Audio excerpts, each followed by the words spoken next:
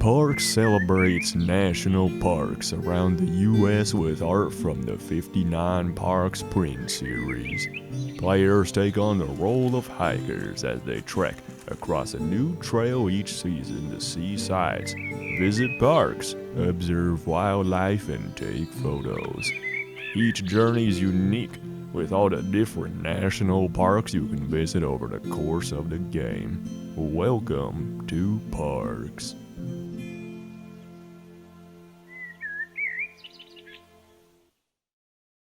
Welcome to our Shelfside review of Parks, a board game from Keymaster Games featuring artwork from the 59 Parks print series. We got timestamps down below in the description in case you want to jump around anywhere, but otherwise, let's jump into the review. So Parks is a worker placement game where players control a pair of hikers that trek across a variety of different trails over the course of a year. A game of Parks consists of 4 seasons, aka rounds, where your hikers will be going through enough trails to say that they've sufficiently visited and experienced a number of breathtaking national parks by the end of the year. The goal of Parks is to score the most amount of points from visiting parks, taking pictures, and fulfilling your secret personal bonuses. Parks takes 30 to 60 minutes to play, seats 1 to 5 players, and is an absolutely beautiful game with a deck filled with massive, full art cards of America's national parks. The core of the game is essentially just broken down into moving hikers down a trail path, taking tokens from their locations, and spending those tokens to visit, also known as purchase, park cards for points. Alright, component overview time. Let's go over what you get in a game of Parks. This is everything all laid out for you to see, but we're going to go through the components one by one. There's a rulebook, 2 token trays, Parks deck, season cards, year cards, gear cards, canteens, event cards, trailhead and trail end tiles, 10 hikers, camera tile, first player token, trail sites, and a bunch of campfire tokens. Here's a very summarized version of how to play Parks. Everyone's trying to get the most points possible, and the game has 4 rounds, 4 seasons, 1 year. The main way everyone gets points is by visiting parks, which is an action where you spend tokens listed on a park to take it. The point value is right there. Everyone's going to get 2 hikers and a campfire of their color, a random canteen card each, and 2 year cards, but to keep one, discard another. Year cards are basically personal secret bonuses. Parks gameplay primarily consists of putting your hikers on these trail spaces, which all do something different. On your turn, you take one of your dudes, you move them onto any space you want, as long as they're moving right from their starting point. So you can go there, you can go there, you can go there, you can ignore the whole trail if you want. When you put a dude somewhere, you just do the space's action. It's usually just going to be gaining tokens. You cannot land on a spot that already has a hiker, unless you flip over your campfire token. Also, the campfire token refreshes whenever one of your hikers reaches the end. The round ends when everyone's hikers have landed on the trail and tile, which by the way has unlimited space. On the trail end, you can do one of 3 different actions. First one is observing a park, which lets you go and take a card from the middle and visit it later so that no one else can visit it. Buying gear, which lets you take gear cards, they're essentially just permanent buffs, by paying the cost on the top right. And lastly, visiting parks, where you pay the tokens listed on a park, and then you take it. Oh yeah, you can also do this for your reserve parks, so if you just pay that, you just go boom. Also, at the start of every round, you have to take apart the trail, add in another random trail tile, shuffle it up, and then lay it all out again. Ta-da! There's more nuanced stuff that wasn't mentioned here, but that should give you the general idea of how the game works. Now let's actually review Parks by going over pros and cons. Let's first go over what I think is good about the game. Starting with the components, Parks is a visually stunning game to look at, probably due to the decision to make a lot of the components have mostly art on them. It's really freaking cool to see all the different parks portrayed on massive tarot-sized cards.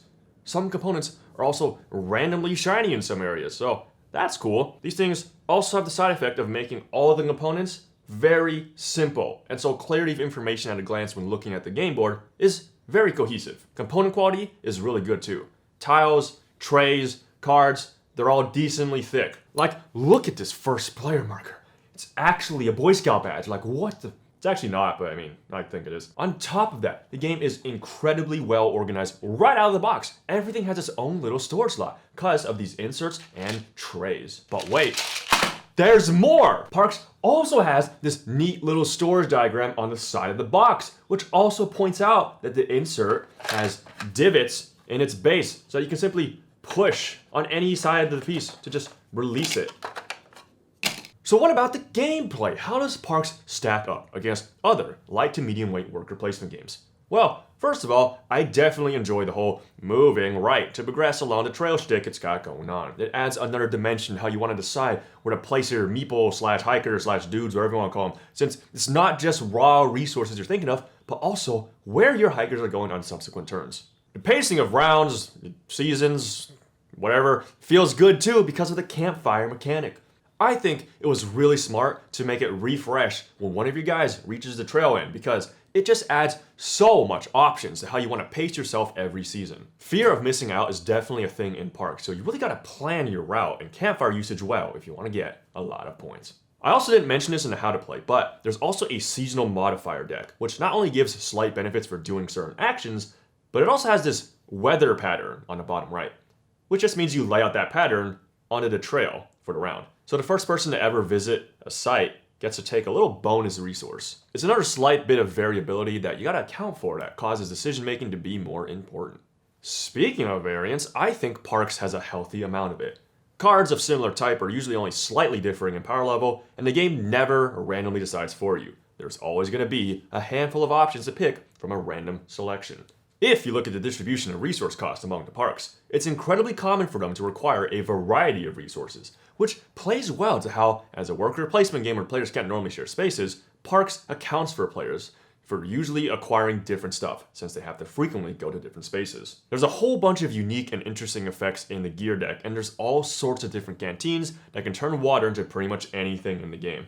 All that adds up to Parks having pretty good replayability, since there's so many different permutations of trail sites, parks, gear, seasons, and year cards. Not to mention, the order they show up in matter too, as well as seeing what your opponents are doing and playing around their ever-changing game plans. Oh yeah, also Parks has a pretty good single-player mode where you play against park rangers. The rangers don't actually score for themselves, unfortunately. They only serve as obstacles to you by occupying trail spaces, discarding gear in parks, and occasionally triggering their event deck to cause the negative effects to happen. They still offer an interesting challenge to tackle if you're looking for a good solo player experience though, because their event deck is telegraphed and you can plan around it. Now for some minor but still appreciated pros. First, the unboxing experience for Parks is amazing. We have an unboxing video up there in the top right corner if you're interested, but goddamn! Parks has by far the cleanest punch outs I've ever punched out from a game ever. Just tapping would push the piece out, and shaking it wouldn't dislodge it somehow. Unboxing technology, man, it is getting crazy. This is also pretty dumb, but I really like Keymaster Games' official how to play on their website because it has this fucking raccoon teaching you how to play the game. I think that's absolutely adorable. I went to UC San Diego, raccoons, they were everywhere. Goddamn little tiny trash pandas scampering around going to dumpsters, knocking shit over. Good times. Okay, now for the cons, aka what I don't think is so great about Parks. First up, this rulebook could use a little more work. Granted, it's not the biggest deal since their how to play video is really good, but I first learned Parks through the rulebook and didn't realize a couple of random things. For instance, the rulebook never tells you to refresh available gear after taking it. I was also unsure if water on canteen cards counted towards a resource limit. Newsflash, they don't. Oh yeah, also by the way, there's a resource limit of 12 tokens in your supply that I did not mention during the how to play. There's also very few examples in here, and the two that are there are for really obvious shit that doesn't need examples, like for literally moving and using a campfire. Where's examples for when weird shit happens, like when you're going to a forest that happens to have water in it from weather, while also having a gajillion different canteens, gear, and season effects that activate off each other. Like, can I just activate everything? Yes, actually, and in whatever order you want.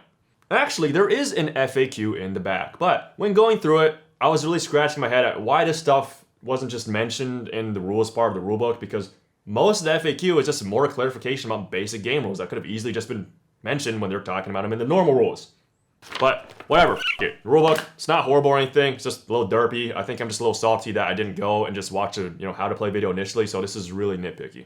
Also, random thing that annoys me is that the component list in the rulebook is wrong, which was fixed on their website's PDF of the rulebook for some reason, but then they didn't fix some of the missing clarifications I was talking about, like, the f***. They definitely updated the rulebook at some point, but I guess they just didn't catch the problems. Moving on, even though I was just praising the components, their quality and organization, and the pros, Park suffers from thin stuff sliding around out of the insert syndrome that so many games with inserts unfortunately have when you carry them around vertically. And yes, we are aware that Parks does tell you to keep your punch-out frames and put it underneath the insert to get rid of some of the empty space. But when we tried doing that, the lid wouldn't properly close anymore, so I don't know what's going on. Basically, I'm always a proponent of plastic bags or really good positioning of boards to block stuff from moving around, and Parks just doesn't do that. Next stupid complaint. I don't understand the theme of this game when it comes to resources and reserving parks. Like, the way I interpreted it is that your supply of tokens is just representing how much time your hikers have spent in different types of locations, so that you can say they've sufficiently explored a certain national park when spending those tokens. Okay, sure, but then how the hell does me having a buffalo token, a dolphin, and like a turtle count as me visiting all of Yosemite? What does reserving a park even mean? Like, why can't anyone else go there now? It basically just feels like I bought a park. And why do I take other people's cameras for taking a picture? Like, what is going on with this ruthless cutthroat hiking? Okay, like, admittedly, these cons have been kind of dumb so far, so let's get into more substantial stuff like the gameplay. First, I'm gonna establish that when you do the math and look at all the different distribution of cards, everything's fine and balanced and all that, but during gameplay and practice, some weird stuff starts happening. First things I'm gonna point out after playing Parks a little too much is that, generally speaking, gear, personal bonuses, and reserving parks are pretty weak. Over the course of a whole lot of games I've lost count of, I've always done much better when I stopped giving two shits about everything except for abundance. It's pretty hard to do poorly if you just take your time on a trail.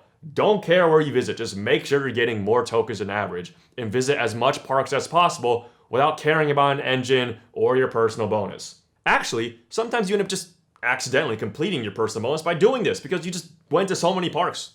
Yeah, basically because visiting parks is an action, you have to count for the finite amount of times you can actually do it.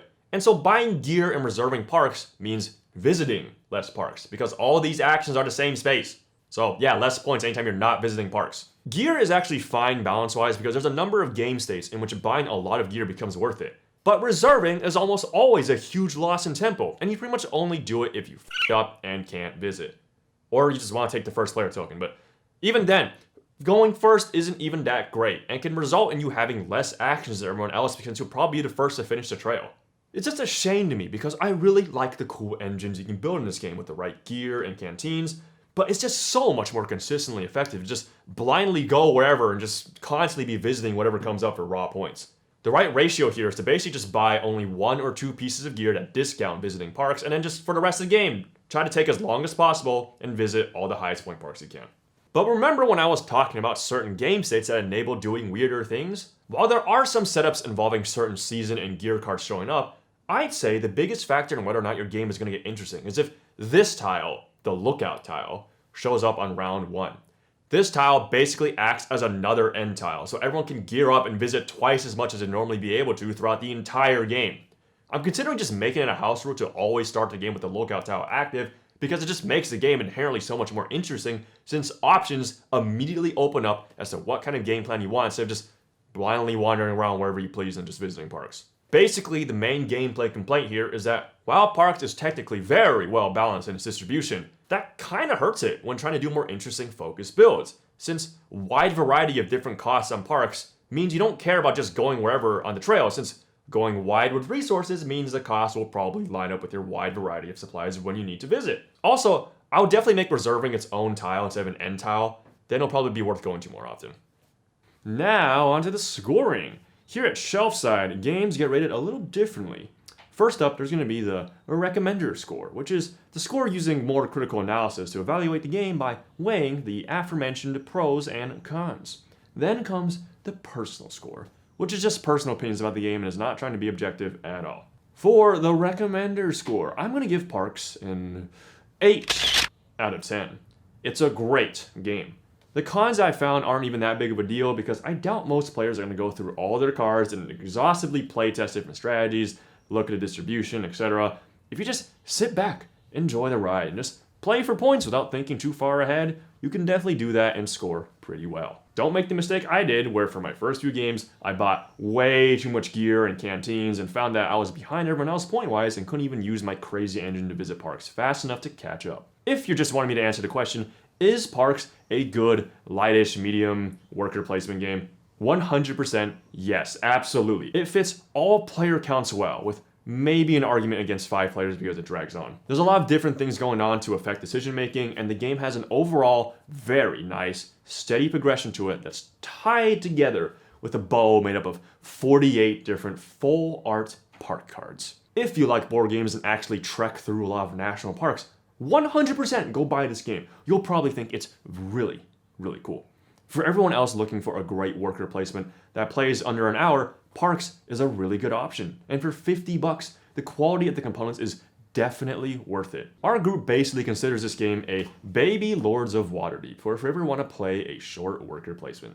Not to mention that there's a pretty good single player mode here to boot. And if you really wanted to throw some chaos into a normal game, you can totally just throw in the Park Ranger some single player just to make the game literally more eventful. It's probably not very balanced, it was never designed to do that, but if you're ever tired of normally visiting parks and just want more dumbass shit happening, well, there you go. Also, I'm aware that there's an expansion called Parks Nightfall, which I'm not even sure if it's out yet because it's on Kickstarter, but I know it introduces more parks, personal bonuses, more tiles, basically just more mechanics in general. So I'm just going to assume it fixes a lot of the cons I mentioned before. So I've never played this game before. Is this like a gamer's game? Like, is this something that people could see on their shelves for years to come?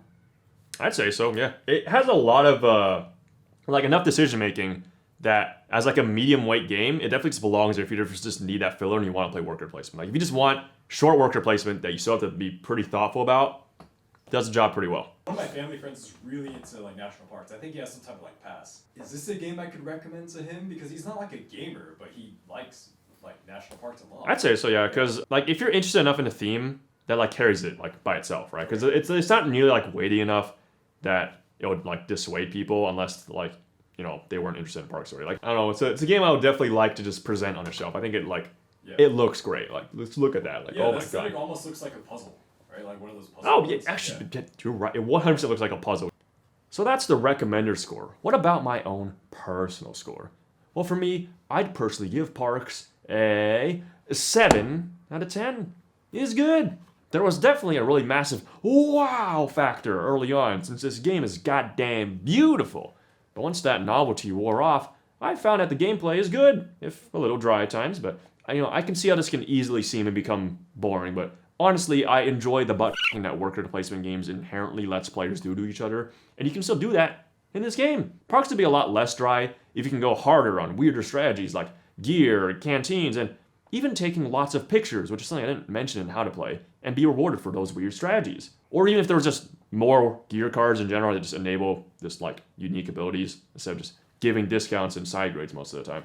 Honestly, I kind of just found that the more I think, thunk, the shittier I did. And the more I just try to gain as much tokens as possible and just visit wherever, the more consistently I did better.